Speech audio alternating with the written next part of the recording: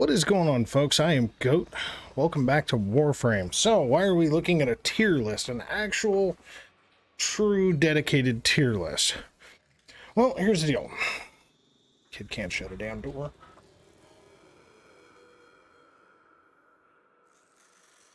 So, we are at November 14th, right? At least from my perspective, we're November 14th. The only thing that we may possibly get, which I don't even think we're going to get by the end of the year, is going to be a potential new Prime Warframe, which I don't believe. Haven't heard anything about it, so I don't see it happening until early next year. So the only other thing we're going to get is Varuna, which is the Werewolf Warframe, and that's going to come with Lewis Prey. Now, that being said, yes, you can figure out Warframe's basic functions within the first probably 5 to 7 days. Going through polarizations, figuring out abilities, testing against different level enemies, different factions, so on and so forth. Now, the problem is, though, is as of the last couple of years, we'll just, say, starting with Protea and moving forward from there, Digital Extremes has had an interesting ordeal with new frame releases in regards to either buffing or nerfing the shit out of fucking frames. Protea had lots of problems when she first came out for like the first couple of weeks, first month, and then all of a sudden they buffed up some of her stats, and even then they came back again and fixed shit. So I don't want to include Varuna, being the 51st Warframe, into this list specifically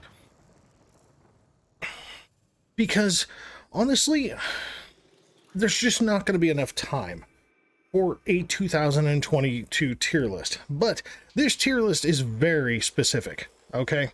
This is not just some S tier through D tier, okay? I've actually got S, A+, A, B, C, D, and F. We're actually going to fix F because that looks like an F- because I'm stupid. Okay, so. But how well you can read this or not, I'm just going to read them to you. So an S tier for me, and again, this is my playstyle, my preferences, my beliefs in Warframes, okay? So this is not reflecting your thoughts on a Warframe in any way, shape, or form. You can call me stupid. It's all personal, right? It's all very, very personal to your own play experience. This is just mine, okay? But an S tier for me is basically an unkillable, OP, destructive Warframe. So either unkillable to the point of, like, you just ain't gonna die unless you done goofed, extremely survivable, or the abilities just absolutely annihilate enemies, okay? Fits into an S tier category frame for me. Now, there are Warframes that do that are not going to be an S tier, but it's because they fit into a different category, and I'll put that, okay? So an A+ tier for me is very powerful, tanky, and or self-sufficient. It's big thing. So like high damage reduction, the ability to heal themselves, the ability to deal a shit ton of damage, the ability to just kill massive areas and generally control enemies. Now A tier is going to be powerful, but personal preference. Now that's where these, frames that I'm mentioning that can just absolutely annihilate fucking enemies are very personal preference, because some people don't like doing like stat stick builds. Some people don't like being horribly ability heavy. And they do like the gunplay and melee play of the aspect of the game. So some people just aren't going to like these frames. Other people find them OP as fuck. Okay? And this is a broad range here. The reason being is, like, just for example, Frost, I've seen people doing Frost nuke frames. Seen people doing Gara nuke frames. Things like that. Those are actually not going to be in that category for me. Now, B, much improved with helmet subsumes. Okay, meaning that the base kit of the frame is just, in my personal opinion, not quite good enough to get the job done on its own with my preferable build style and play style, right? C tier is going to be more of a base star chart frame, niche playstyle, very niche playstyle, or very mission specific frames. Okay, now Limbo, for example, very, very mission specific Warframe, not even in this list. Okay, D tier, barely usable, in need of a rework. Now that just means that they've got some minor bugs, some minor hiccups that can cause them to fucking die in comparison to some of the more recent reworks, hence, like, aka the Eximus rework of March, stuff like that. Okay, and then F tier is just purely major rework needed, barely playable frames, or gimmicky enough that they just have so many goddamn problems that they're difficult to operate in normal gameplay. Okay, so that being said, we're going to go in alphabetical order as far as the frames are shown, and yes, this does show Stynex, thank fuck. So we're going to start with Ashe.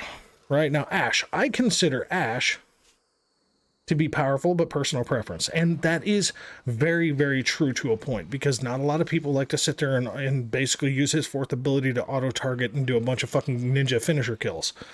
But he is an exceptionally OP frame, but is in definite requirement of stat stick building and priming and so on and so forth. And he's very build preferential. So, and it's just that some of these builds that you can do for Ashe are just not going to fit the playstyle of certain people. Does not make him a bad frame at all, just means he fits a certain group of people that are really, really all about that. I'm going to do some major ability killing lifestyle shit, okay? Atlas. Atlas, in my personal opinion, yeah, C tier. Great for the base star chart. Funny enough, on the augment mod, he's highly usable for a Nightwave index mission. So mission specific, but very niche, because Atlas's niche is basically, I'm going to turn you to stone and fucking uppercut you. Have a nice day. Move forward. Is he Steel Path viable? Absolutely. Is he going to be everybody's playstyle? No, because he's fucking boring. Okay. Banshee. Banshee's our next one. I consider Banshee, although Banshee can be exceptionally fucking powerful, in my personal opinion, she has no realistic survivability functions. So adding in something like a helmet subsume is a big must for Banshee. Now, there will be people that argue that. I have seen people that run Banshee just as she is, how she rolls, and that's that. Personally, I find running something like Gloom to make her a Gloomshy build is 100% the way to roll with her, because it keeps her survivability up and she can just annihilate maps that way. So, my personal opinion. So our next one, Baruch. Now, Baruch is probably one of the most powerful warframes in this game as far as just general raw ability power. For my playstyle, it's personal preference. He's an extremely powerful warframe, but he's very, very, very focused into his abilities, okay? Which means a lot of ability casting, which means a lot of paying attention to a lot of different things to make things work, right? So is there anything wrong with that? No. Is there anything wrong with the frame? Or his kit, for that matter? No, not really. His entire kit works well as it sits. You can subsume onto him. You don't need to. You can use things like, Air Burst or Ensnare just to drag enemies into his lull ability. Like his first ability, and if I remember correctly, his first ability is like basically the most useless, but not because it's it's also a potential damage reduction ability of being able to dodge attack damage and things of that nature. So it is what it is. It's Caliban. D tier, barely usable. My personal opinion, okay, Caliban's first ability is absolutely fucking worthless. His third ability is moderately functional at best. So that leaves you stuck with his second ability, which, in my opinion, is definitely where the rework is horribly needed, because it's like Rhino's Stomp coupled with Nova's Molecular Prime, but it has an enemy cap to it. So if you're on the Steel Path and you do this, you're only going to hit a certain number of enemies, and all the rest of the enemies aren't affected by this, are just going to run at you and fucking kill you while you're stuck in the animation of this son of a bitch. The Conculus that you summon to help keep your shields up, they go fight other things, forget you exist, you fucking die. His first ability, you spin like a fucking top and bounce enemies, and then you can roll into his Stomp ability that way. But it's his best ability to subsume, and honestly, I would recommend something like Condemn, because at least it helps you keep overshields built with him, because otherwise you're going to fucking die with him. Caliban is not a bad frame, but his kit as a whole needs a once-over big time, because he's good for the base star chart. His fourth ability is his best fucking ability. His massive fucking broad degree range, armor strip, just flat out fucking blast damage, get the fuck out of here, major stun if you don't kill anything. So, that's just my personal opinion. Chroma. Poor old Chroma. Chroma basically has one particular function these days. Okay, now I've seen people run Chroma, and that's great if you do, and I'm sorry if your butt gets fucking tickled wrong on this.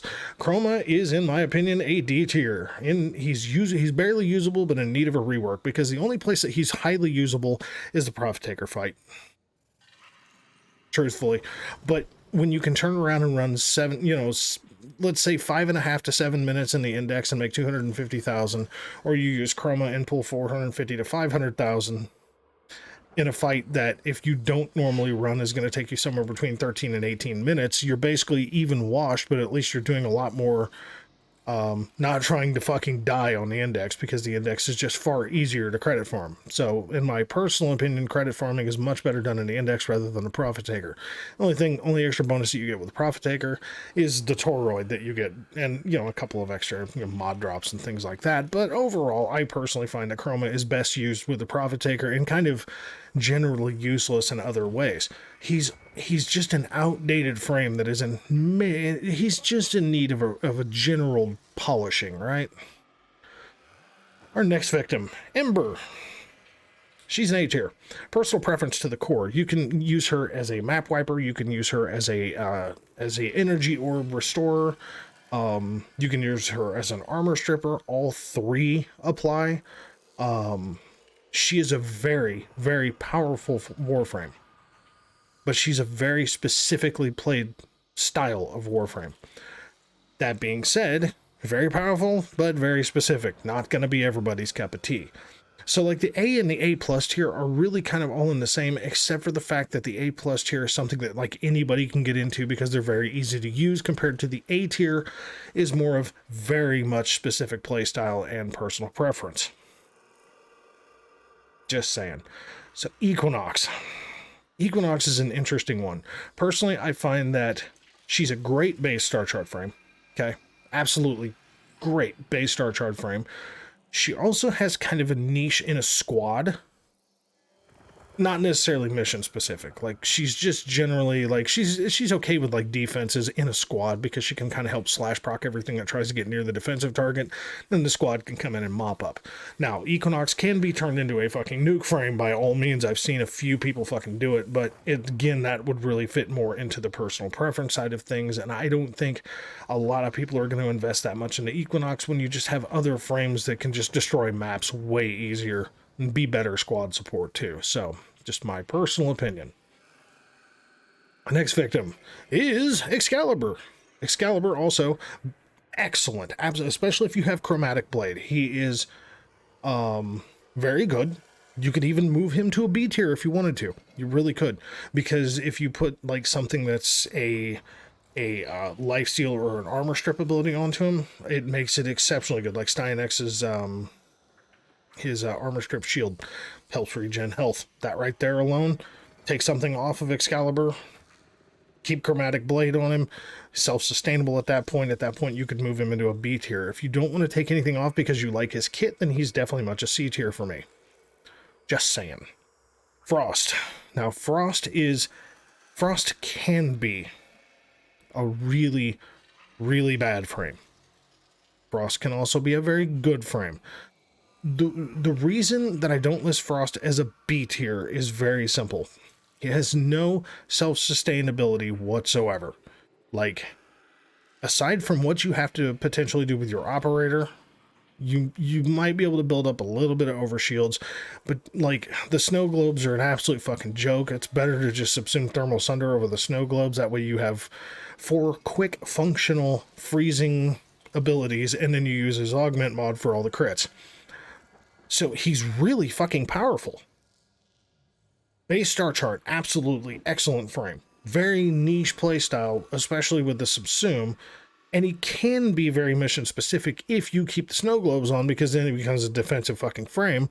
The problem is that he's just not as good as other frames for that particular purpose. Can he be as powerful as an A tier? Sure. Sure he can. For me, not so much. He's a good frame. He really is. I didn't ever think I'd hear myself say that. He is a good frame. He's just not the best. Okay? So Gara.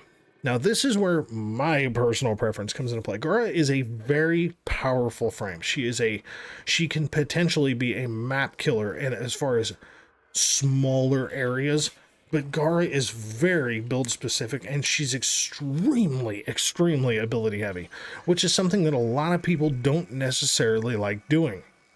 Okay, that's going to put her in niche. It's not that she's only base star chart, because she's absolutely not. She's definitely something you can take in the steel path. And it's not that she's mission specific.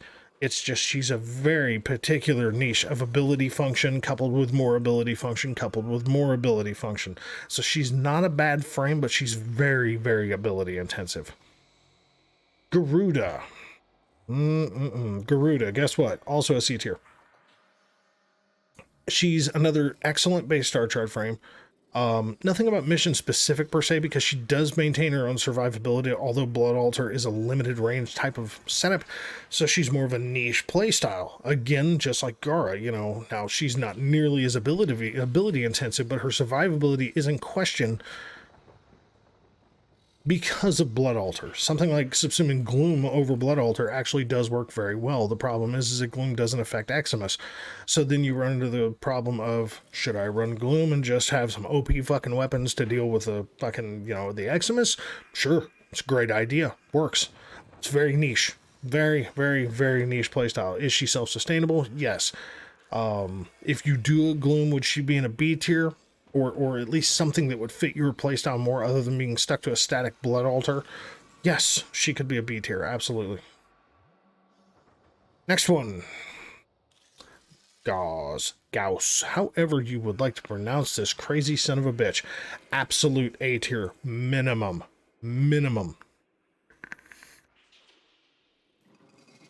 Very powerful Warframe. Very destructive Warframe. He's got a bit of a specific playstyle to him, but there's nothing in his kit that you want to subsume off because everything works in tandem with each other. So he's a true solid A tier of a personal preference type of A tier frame. Very powerful, but he's very specifically played, unlike pretty much any other Warframe in the game. So he's one of those, you got to get used to him.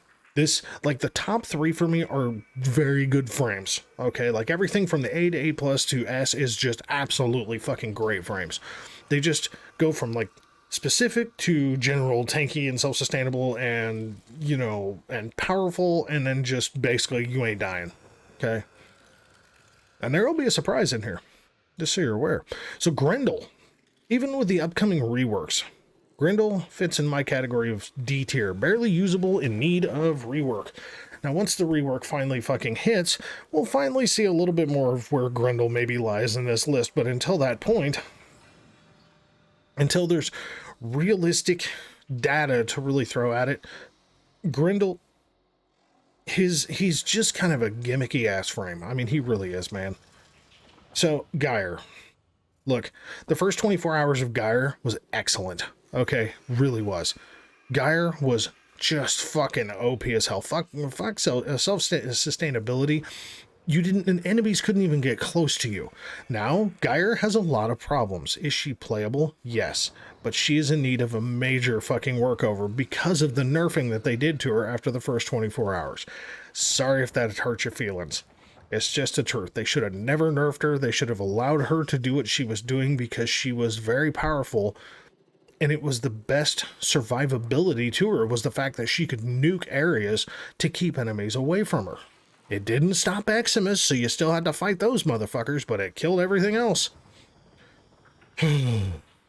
So there's that. So Harrow. Harrow has aged very well, actually. Especially with the Eximus rework and the ammo efficiency nerfing and the ammo nerf and everything else. Harrow has really, really maximized throughout this year. Harrow is an absolute, again, personal preference type of play, but he has definitely aged well through this year's buffs and nerfs and everything else. Yeah. Like, his kit's good. You just got to get used to it. You got to get used to building it. You got to get used to playing it. But Harrow overall, definite A tier frame for me, as well as Hildryn. Now, granted, Hildryn is one that you don't see me run very often, but between her armor stripping ability, her shield regenning ability, and just her general I don't give a fuck about anything near me kind of attitude, Hildryn is a very, very good frame. But again, she's played very differently from most frames, so it's a very personal preference type of frame. I mean, you'll notice we haven't hit any of the S's, any of the A's, right? God help us. Hydroid. If that's even a question, I don't know what to tell you. Hydroid has one good bottleneck farming ability. Like if you go to Ophelia at Uranus to go farm Tellurium, that's where Hydroid shines. Basically, find a dead end, throw up fucking Tentacle Swarm with his augment, and just farm for Tellurium. That's literally the best you're going to get out of Hydroid. He is a trash frame right now. He just is. So, Inaros, C tier. Absolutely a C tier frame. A lot of people are going to argue with me about that one, but I will give you an exact reason of why. You tell me what's good in Inaros' kit. Take augments out of the equation. I know there's one that exists. It does make it much better, and we will have that discussion momentarily, but what's good in Inaros' kit? Nothing. His entire kit is trash. Everything is trash. And then they nerfed, his stupid little I'm gonna throw sand in your eyes fucking crowd control ability, which was junk anyway. His second ability, you're stuck in a fucking animation while you can still take damage. His third ability, here, let's make a sandstorm and throw people. And then his fourth ability creates a weird swarm of scarabs that, like, basically whack motherfuckers if they get close to you. That dissipates very quickly. Now, if you build him for health and you build him for adaptation, you use like arcane deflection and arcane resistance, you can stop slash, you can stop toxin. Adaptation kind of carries into the rest, and then negation swarm, coupled with his fourth ability being the only usable ability thanks to that augment, at least gives you a buffer. But Inaros is a gunplay frame. Okay, that's all he is. He's just a gunplay frame that is basically a running health bar. Does that make him a great frame? No, it does not. It makes him very playable, especially if you're in a gun and melee play, but you can definitely die with Inaros. So, I mean, is it possible to make an unkillable Inaros? Abso-fucking-lutely it is, but it's pretty fucking difficult. Like, if you have Magus Repair, you can run Inaros and never fucking die. Legit, you can. But that's not in the frames kit, right? That's having to do something else with your operator or your drifter in order to do that. So it's not amazing. Ivara. Absolute A-tier frame. Now, a lot of people might question that one, but I have seen so many Ivara nuke builds. This bitch can destroy fucking maps. She is just the destroyer of enemies. The problem is she's highly ability heavy. Insanely ability heavy. And with that particular piece of information comes the fact that you need to be really willing to really learn the ins and outs of that frame in order to really survive very well with her. But she is extremely powerful. Next one, Khora. Guess what? Finally get us an A+. Very powerful. She's not tanky. Not exactly self-sufficient. Within reason, but she's a very powerful Warframe. I mean, we're talking you can get this bitch into billion crit range damage with her accumulating Whipclaw build. She's also one of the handiest fucking farming frames that there is in this game. So, Khora, very, very good frame. Now here's one. It's my playstyle, but a lot of people are going to argue this. Lavos. A+, just like Khora. Reason being is because Lavos is very powerful, he's very tanky, and he's also very self-sufficient. Fits all three criteria all in one. Even if all he does is stun enemies, he status procs the shit out of so many fucking enemies in such a broad area that it's very difficult for the enemy to kill you. You can stand still and get shot in the face. Especially with the release of Archon Shards, it makes it that much harder to kill him because the Azure Shards make him better with damage reduction than Inaros. it's kind of hard to argue when the motherfucker is literally a walking elemental tank. Again, a lot of people, oh, he's just a great railjack pilot. Well, you need to learn how to play the frame better. I don't know what to tell you, because he's an OP motherfucker, all right? That's just the truth. Limbo. Oh, poor Limbo. Limbo is barely usable. He is still played in the game. I see plenty of people on the base star chart, a few even on the steel path, which is ballsy, because Limbo took probably the biggest hit out of any frame in all of Warframe.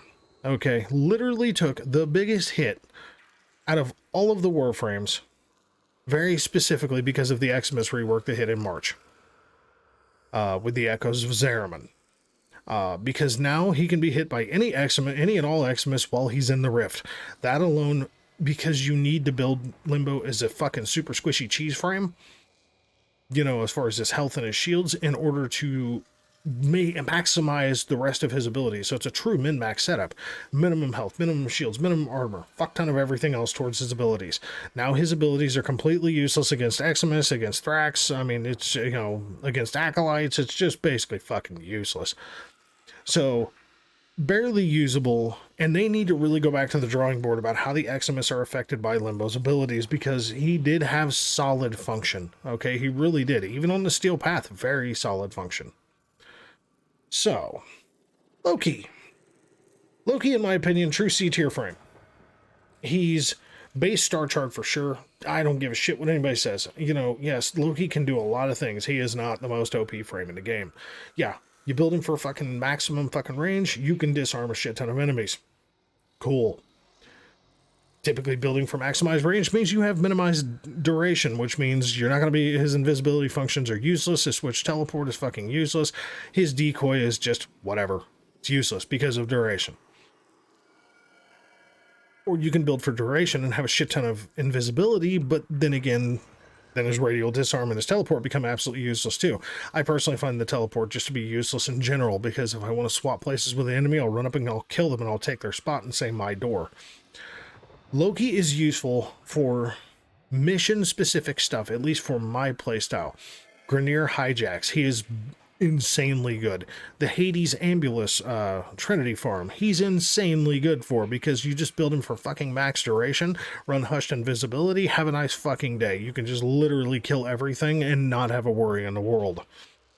But he's also kind of niche, because there are Loki mains out there, man. To this day, there are Loki mains, and no disrespect, but Loki is just not as good as he was. He's an old frame, man. He's one of the few starters. Tis what it is. Mag. Thanks to Mag's update. Definite A tier.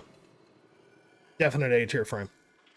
She's powerful. You can build her for pure shield gate builds. You can build her for, you know, like, I don't necessarily build her for shield gating per se. I just build her for overshield and fuck you. Just overshield and killing everything. So, but that does cost me the ability of running shield gate, because I'm not built for that. I'm built more towards ability strength with some decent range and so on and so forth. So it is what it is. But she is a pure A tier frame without question, in my personal opinion. Mesa. Another A plus frame without question. This bitch is just a pure fucking murderer. Don't need to subsume a goddamn thing on her. She just kills everything she can put her eyes on. That's just how she is. You know what she fears? Melee targets. But guess what? They got to get to her first. So unless one sneaks up behind you, you're going to kill them. Have a nice day. Mirage. Mirage. Mission-specific niche frame. Mirage's best uses, in my personal opinion, are two things. A Subsume for Eclipse, and then Sanctuary Onslaught and Elite Sanctuary Onslaught. That's personally where I find that Mirage shines. Everywhere else, she's just kind of a meh kind of frame. So, my personal opinion, she's very niche, very mission-specific. She's also very, very good on the base star chart. Without question, very good on the base star chart. So, next frame, Nekros. Very niche frame. Personally, I almost stuck him in a D tier, and my reason behind it was if it wasn't for Archon shards, he would definitely be a D tier, because you need to dump a shit ton of Crimson shards shit ton of Amber shards into this motherfucker to make him truly playable, because his animation speed is so fucking horrible. It is like the worst animation speed in this game. You can get yourself killed trying to fucking do animations with him. thanks to Archon shards, he can be a nuker, but he's very niche. Like, his big niche is he's a looter. That's what he does. He's a farmer. That's where Nekros shines. Everything else, yeah, I've seen Nekros nuke builds, blah, blah, but again, I mean, it's just like, I don't see it, man. I've tried playing him, and I don't like Nekros. I think he needs a lot of fucking work. Next frame, Nezha. Guess what? A+ frame, without question. He is 90% damage reduction with his warding halo. He's got a few different builds that you can run with him. You don't have to have OP strength, although it's highly, you know, it's a really good thing if you do. But you don't have to. And he's just very good. The one thing that people don't like about him is that he slips, slides, and skates around because of his little rolly heels. That being said, does that make him a bad frame? Absolutely not, no. Not in any fucking way it doesn't. He's very good. He's a very good frame. So, Nidus. You know, and just for personal clarity, or just for clarity here, again, my criteria for an A+ frame is powerful, tanky, and self-sufficient. He absolutely fits tank. He's probably one of the best, probably top 3, top 4 tank frames in this game. Not counting shield gate builds, he's probably top 3, top 4 tank frames in this game, if not number 1. Well, probably number 2. Apparently I get cookie dough. Kiddo loves me. Peanut butter cookie dough. This motherfucker. I said I was gonna bake peanut butter ones. God almighty. So anyway, so into the next one. Nidus. I find Nidus to be a C tier frame. Pure niche frame. Absolutely pure niche frame. He is very unkillable with that niche. But a lot of people just find that he's just not their playstyle. There's like a Nidus crew that runs, but he is super niche. Nova, mission specific in my personal opinion. Base star chart, excellent frame for base star chart for Nova, but very, very mission specific, because personally, after a couple of years of dicking around with these Warframes, I have found, that's good cookie dough, by the way, I have found that Nova is an absolute monster on the base star chart for disruption missions. Do it solo, do it with a squad, doesn't matter. You basically just slow an entire area to a fucking crawl to where the only thing moving quick is the Demolist, and then run in with Magus Lockdown and just kill the bastard. And you can just run and run and run and run and run that way. So, yeah, Nova, she's very mission specific and very much, in my personal opinion, great on the base star chart. Can she be Steel Path worthy? Yes. Should she be? No, there's better frames that can handle that job. Let them do it. Next frame, Nyx. What an interesting choice. Nyx is an extremely powerful, I don't want to die today frame. But she's quite specific to her playstyle. Very, very specific to her playstyle. And that being said, puts her as a straight up A tier frame. She does not like dying. She likes armor stripping. She likes controlling a singular fucking enemy for quite a period of time if you ever built right. And then she just walks around at half speed, kind of like Mesa, and just lets everybody rebound their own end shots to kill themselves. It's quite hilarious to watch. Next frame. Oberon. Guess what? Oberon, F. He needs a complete top to bottom rework. Oberon has function. That's really good. Oberon has function, but the problem is there's basically so many other frames in this game that do the job so much better, that aren't as limited as Oberon, that he's just old. He is in dire need of a rework. And with them just pumping out more frames and more frames, I don't see it happening. I just don't. So here we come into something interesting. Octavia. I find Octavia to be an S tier frame. I really do. Now, S tier frames for me are quite specific. S tier frames for me fit a very, very specific category. Okay. Basically unkillable. Just absolutely overpowered destructive nature and just generally insane to play. Okay. Now, is Octavia killable? Yeah, if you do something really stupid. The fact that she's probably one of the best scaling damage enemies or warframes in this game, because she's purely, she's purely percentage based or multiplier based as far as her damage goes. So when the enemy's damage try to attack the mallet, you just basically throw a mallet, you throw the first, the third, and the fourth ability, and stand there and go invisible, and then keep watch on the counter. That's all you have to do. She's the biggest sleepy destructo frame in this fucking game. And unless you do something absolutely ridiculous, like just stand there and let an acolyte fucking kill you, or if you stand in the path of, let's say, a venomous Eximus, you are not going to fucking die with this frame. You're just not. I've run her for... The longest I've run her was 4.5 hours on the Steel Path with no deaths. And I had 24,000 kills. Yeah, it was a run. It was an absolute run. Octavia is broken. For a lack of a better way to put it. Octavia is just absolutely broken. Protea.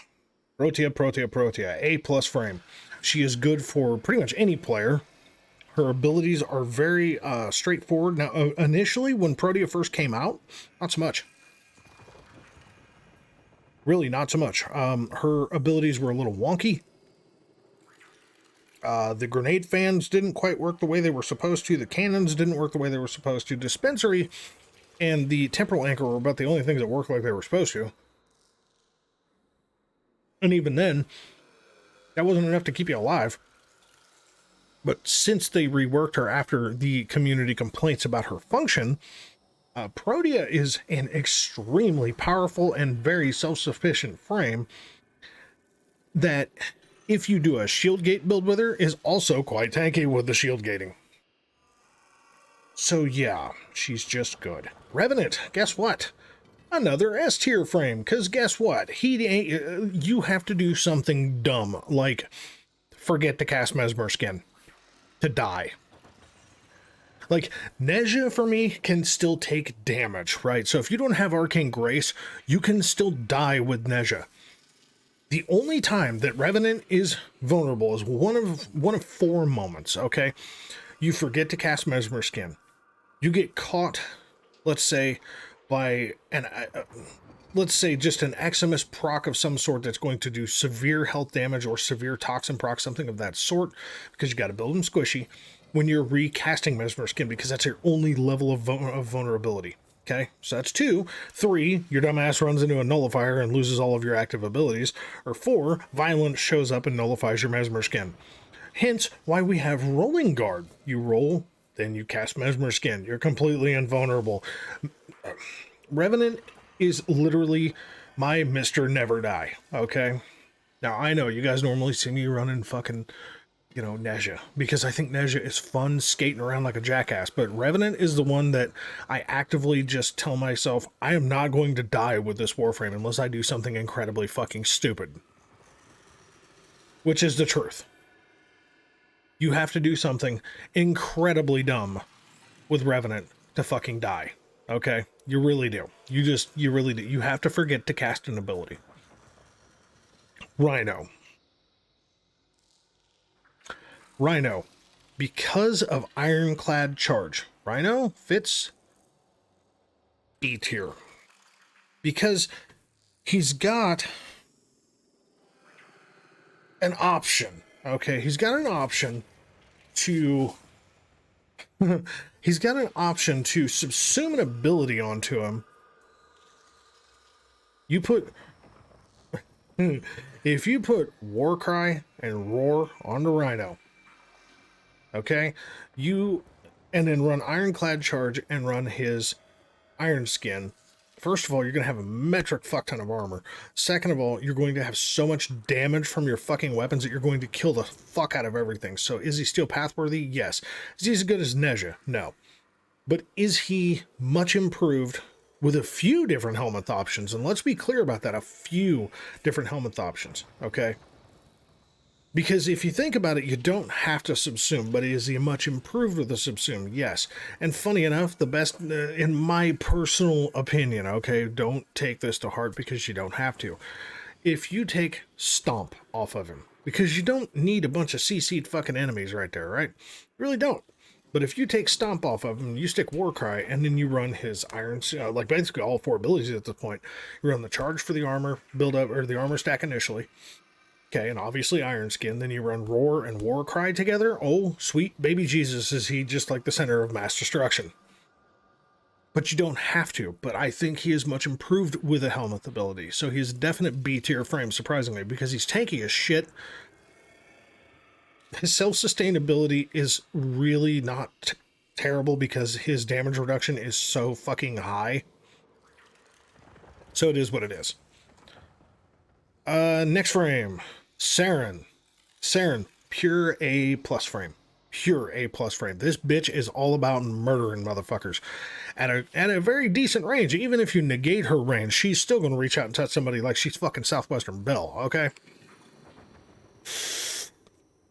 She's got self-sufficient function with regenerative molt. She is extremely powerful, so you don't need to be tanky, and she's just all about just destroying life. And if you put the proper weapons with her, for example, you can make every single weapon that she carries just so much more powerful just with Toxic Clash. Overall, Saryn, extremely good frame. Next frame, Sevagoth, guess what? D tier. Barely usable, in need of a rework in general with his energy economy. Okay, that's his biggest problem, is energy economy. You can bleed out energy with this motherfucker. Sevagoth is literally I think the fastest subsumed frame over any other frame in the game, because everybody just wants to get rid of this motherfucker as soon as they get him to put gloom on something else. He's not a bad frame, but he was very gimmicky from the start, and his energy economy is fucking garbage. With either the Shadow or Sevagoth. It's just trash. I would love to put him higher because he has the function, and like, he is a cool thought.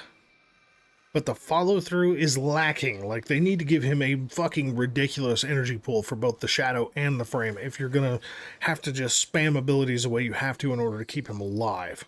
Okay? Just my personal thoughts. So here we are at Titania. Now this, I'm going to tell you, is a frame that I love very much, okay? Titania is a frame I love very much. She's very fun for the Steel Pass. She's great for captures and rescues. She's excellent for relic cracking, the whole shebang. And guess what? Titania is a B tier for me. I think personally, if you take Lantern off of her,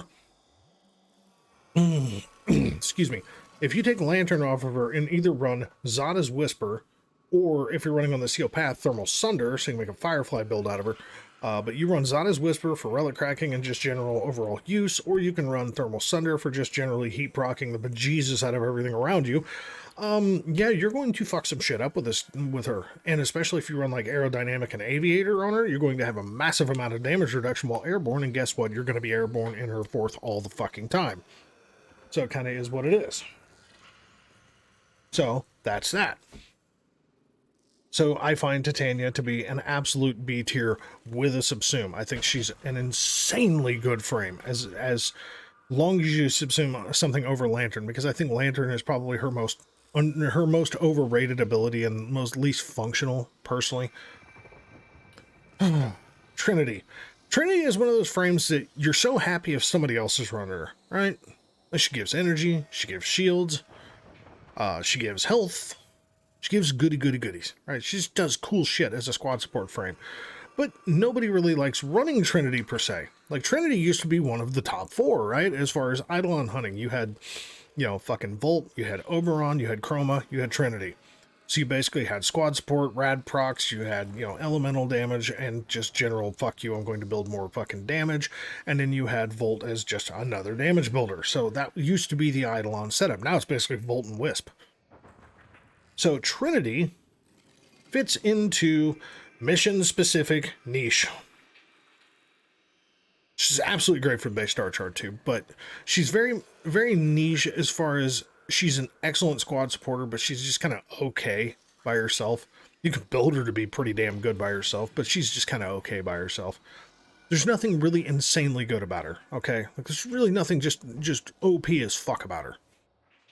And the reason being is, like, another frame can do a couple of things she does.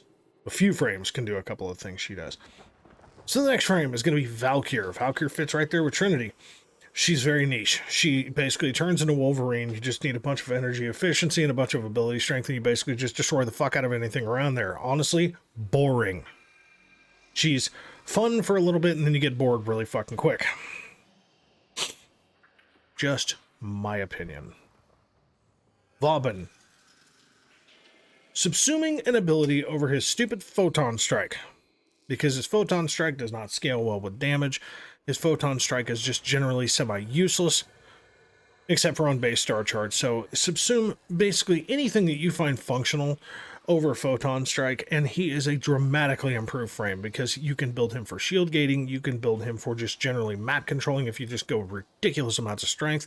And albeit he does puncture damage, and he does set puncture damage at a bare minimum, he staggers the shit out of enemies that try to get close to him, so you can weapon play the fuck out of these dicks. So it is what it is.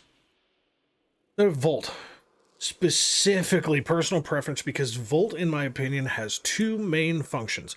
Volt has relic cracking, so his speed, and then Volt has Eidolon hunting, which he is literally the best Eidolon hunter frame in the game. Okay, he just is.